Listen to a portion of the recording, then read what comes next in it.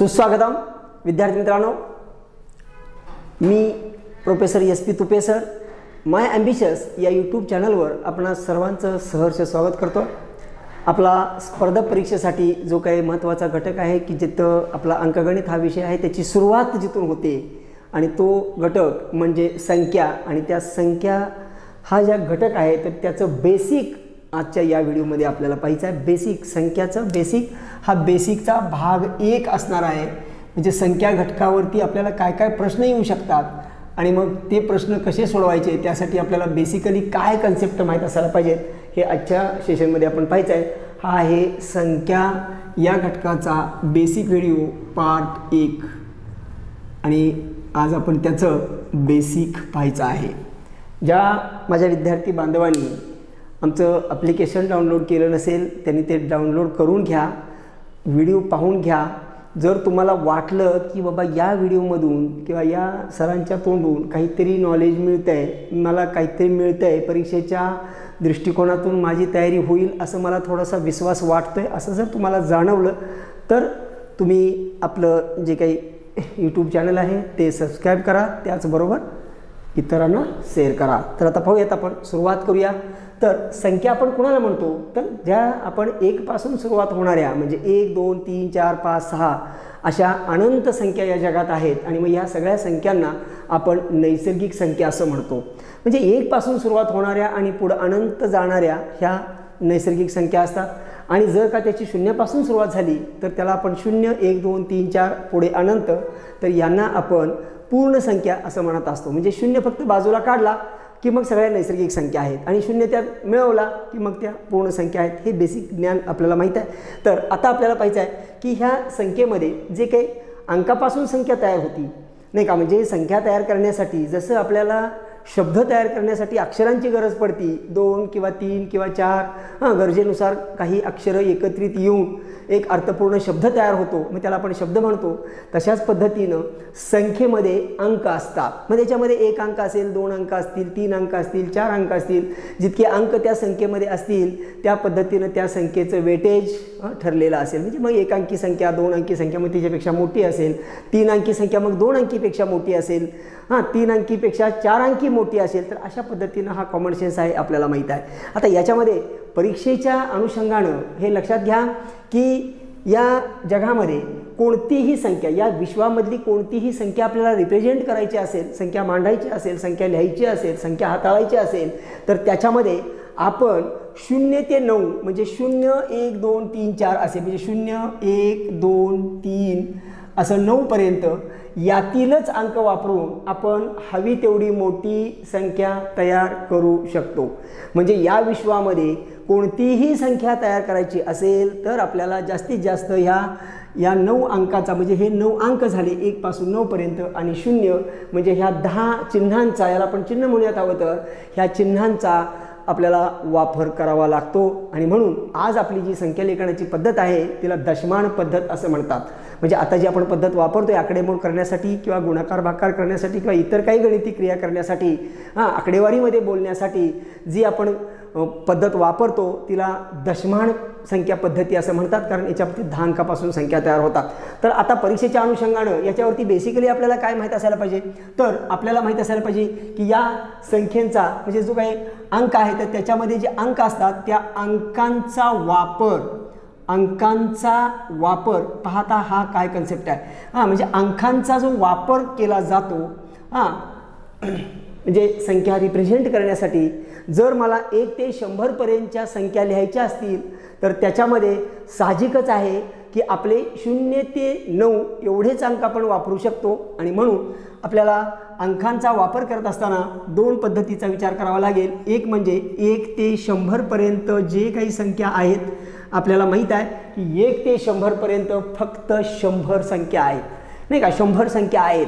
मग आता प्रश्न असा विचारला जातो किंवा हे आपल्याला माहीत असायला पाहिजे की 1 ते 100 पर्यंत 1 हा जो अंक आहे 1 हा अंक किती वेळा वापरावा लागत असेल, ह्याला आपण अंकांचा वापर असं म्हणतोय। परीक्षेमध्ये ह्याच्यावरती प्रश्न येऊ शकतो, बेसिक आपल्याला हे माहीत असायला पाहिजे। जर आपण 1 पासून 100 पर्यंत संख्या लिहित गेलो तर त्यामध्ये 1 हा अंक आपण 21 वेळा वापरतो, लक्षात ठेवा।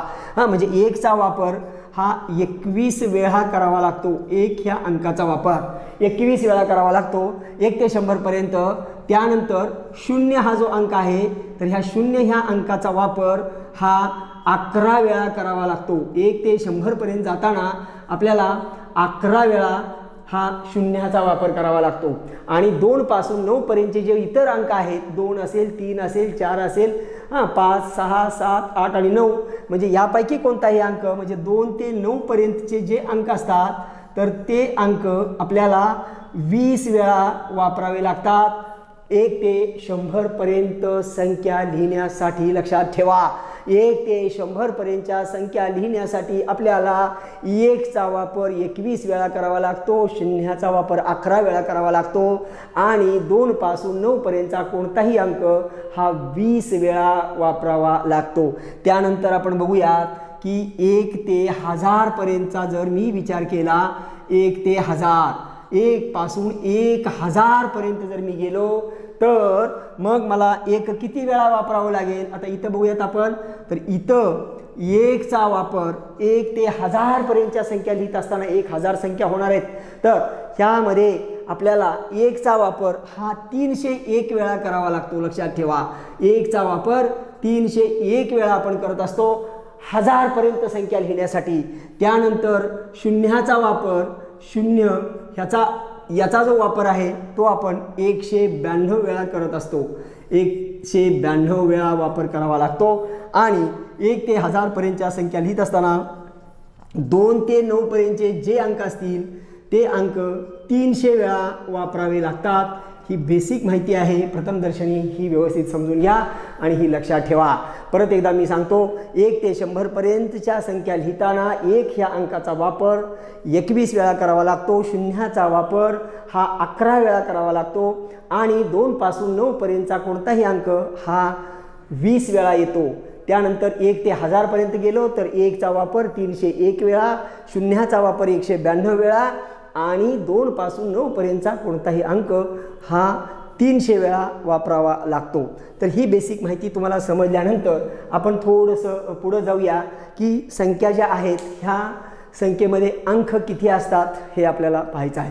म्हणजे या जगामध्ये 1 अंकी संख्या किती आहेत, 2 अंकी संख्या किती आहेत, मग लहानात लहान संख्या 1 अंकी किती असते, मोठ्यात मोठी किती असते, 2 अंकी लहानात लहान, 2 अंकी मोठ्यात मोठी अशा ज्या काही संख्या असतात याच्यावरती प्रश्न विचारले जातात. आता ते प्रश्न कसे विचारतात वगैरे हे आपण पाहतोय. जी काही आपली ऑनलाईन बॅच सुरू आहे, ऑफलाईन ही बॅच सुरू आहे आणि ऑनलाईन ही बॅच सुरू आहे तर त्या बॅचमध्ये जास्तीत जास्त उदाहरणं घेऊन तुम्हाला व्यवस्थित समजावून दिलेलं आहे. इथंही आपण ते पाहत आहोत. फक्त इथं तुम्हाला मी बेसिकली माहिती देतो आहे आणि समजावून देण्यासाठी एका दुसरं उदाहरण घेतो आहे. परंतु जी काही आपली ऑनलाईन बॅच सुरू आहे अत्यल्प फीमध्ये तुम्हाला ऑनलाईन बॅच त्याचबरोबर त्याच्या सगळ्या नोट्स जे काही घटक असतील अंकगणितामध्ये असणारे सगळे घटक आणि त्याच्या व्यवस्थित नोट्स सरावाची उदाहरणं हे सगळं तुम्हाला ऑनलाईन बॅचमध्ये अत्यल्प फीमध्ये तुम्हाला उपलब्ध करून दिलेलं आहे. तुम्हाला जर अधिक काही माहिती हवी असेल तर जे काही तुम्हाला बोर्डवरती माहिती नंबर दिसतो तिथं तुम्ही संपर्क साधा, तुम्हाला जास्तीत जास्त माहिती मिळून जाईल. किंवा आमचं जे काही ॲप्लिकेशन आहे ते तुम्ही डाउनलोड करा, त्याच्यावरती तुम्हाला संपूर्ण माहिती मिळून जाईल.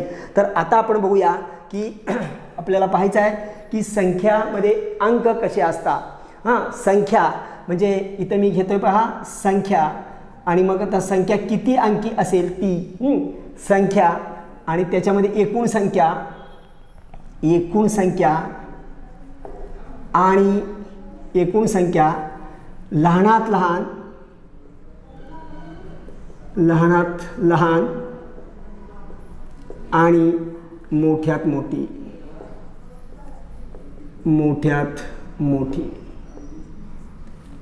पाहता मी काय कॉलम केला आहे तुम्हाला हे समजणं फार महत्त्वाचं आहे.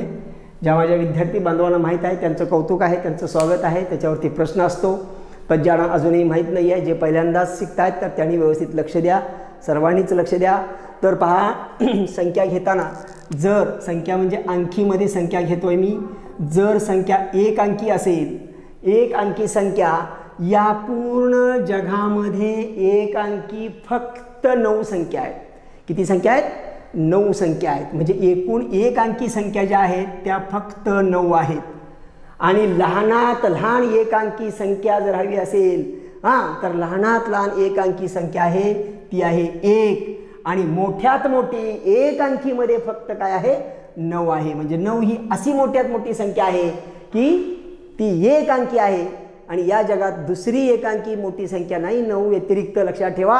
आणि सगळ्यात लहान एकांकीमध्ये 1 ही संख्या येते. त्यानंतर जर आपण 2 अंकीचा विचार केला, ही होती 1 अंकी संख्या, त्यानंतर मी विचार करतोय 2 अंकी संख्येचा, तर 2 अंकी संख्या या विश्वामध्ये एकूण किती असाव्यात, किती आहेत हे आपल्याला माहीत असायला पाहिजे. तर 2 अंकी संख्या फक्त 90 आहेत लक्षात ठेवा. म्हणजे 90 संख्या ह्या 2 अंकीमध्ये आहेत. म्हणजे उदाहरणार्थ 10 पासून ते 99 पर्यंत एवढ्याच संख्या आहेत त्या 2 अंकीमध्ये जातात आणि मग त्या एकूण 90 आहेत. आणि मग 2 अंकीमध्ये जर लहानात लहान संख्या कोणती असेल तर ती असते 10 आणि मोठ्यात मोठी 2 अंकीमध्ये कोणती संख्या असेल तर ती संख्या असेल 99. त्यानंतर जर आपण 3 अंकी संख्येचा विचार केला, 3 अंकी संख्या, तर मात्र काय होईल पहा, तर 3 अंकीमध्ये ज्या संख्या होतील त्या असतील 100 पासून पुढं ते 999 पर्यंत. म्हणजे ह्या एकूण 900 संख्या आहेत. एकूण 3 अंकी संख्या 900 आहेत लक्षात ठेवा. मग त्याच्यामध्ये जर आपल्याला लहानात लहान जर 3 अंकी संख्या हवी असेल, लहानात लहान 3 अंकी संख्या असेल तर ते फक्त 100 असेल. लहानात लहान 3 अंकी संख्या असेल 100 आणि मोठ्यात मोठी 3 अंकी संख्या असेल 3 वेळा 9 म्हणजे 999. जेवढे अंकी मोठ्यात मोठी पाहिजे तेवढे 9 घ्यायचे असतात बानो. आणि जर लहानात लहान संख्या हवी असेल तर किती अंकी संख्या आहे ते पाहायचं आणि मग 1 ला गृहीत धरून तेवढ्या शून्य द्यायच्या. म्हणजे जर तुम्हाला 3 अंकी लहानात लहान संख्या पाहिजे असेल तर एकावरती 2 शून्य येतील. जर 4 अंकी हवी असेल, आता 4 अंकी आपण संख्या बघूया. 4 अंकी संख्या ज्या आहेत या जगामध्ये तर त्या आहेत 9000. 9000 संख्या ह्या 4 अंकी असल्या पाहिजेत. आणि त्यानंतर त्याच्यामध्ये जी लहानात लहान संख्या असेल ती असेल 1000. म्हणजे 4 अंकी लहानात लहान संख्या ही 1000 आहे आणि 4 अंकी मोठ्यात मोठी संख्या ही 9999 आहे. जर आपण 5 अंकीचा विचार केला, 5 अंकी संख्या, तर त्याच्यामध्ये फक्त आपल्याला इथं 1 शून्य वाढेल. म्हणजे या जगामध्ये 5 अंकी फक्त 90,000 संख्या आहेत. म्हणजे 90,000. आणि मग त्या 5 अंकीमध्ये जर आपल्याला लहानात लहान संख्या हवी असेल तर मग आपली ती संख्या असेल 10,000. ही बघा 10,000 ही 5 अंकी संख्या आहे लहानात लहान. आणि मोठ्यात मोठी जर संख्या हवी असेल तर तिथं आपल्याला 5 वेळा 9 येणार आहे. आणि मग ही आहे मोठ्यात मोठी. याच क्रमानं मला पुढं कंटिन्यू जायचं आहे. म्हणजे तुम्हाला परीक्षेला प्रश्न विचारला जातो 5 अंकी मोठ्यात मोठी संख्या आणि 4 अंकी लहानात लहान संख्या यांच्यातील फरक किती. काही प्रश्न विचारतील किंवा 5 अंकी मोठ्यात मोठी संख्या आणि 5 अंकी लहानात लहान संख्या यांच्या फरकातील अंकांची बेरीज किती. आपण नमुन्याचे प्रश्न पाहणार आहोत लक्षात घ्या. पण असे प्रश्न या घटकावर विचारले जातात. आपल्याला 5 अंकी, 4 अंकी, 3 अंकी, 6 अंकी, किती पण अंकी मोठ्यात मोठी आणि लहानात लहान ही काढता आली पाहिजे. तर हाही भाग लक्षात ठेवायचा आहे. आणि आता आणखी एक भाग आपल्याला समजून घ्यायचा आहे की जो आपण हा पार्ट 1 आहे, बेसिकचा भाग 1 आपण पाहतोय. भाग 2 मध्ये मी तुम्हाला पुढचं माहिती देणार आहे. परंतु त्याच्या अगोदर आपल्याला काही आणखी माहिती, बेसिक माहिती ही महत्त्वाची आहे. ती काय आहे तर आपल्याला हे माहीत असायला पाहिजे की संख्येमध्ये अंक किती असतात.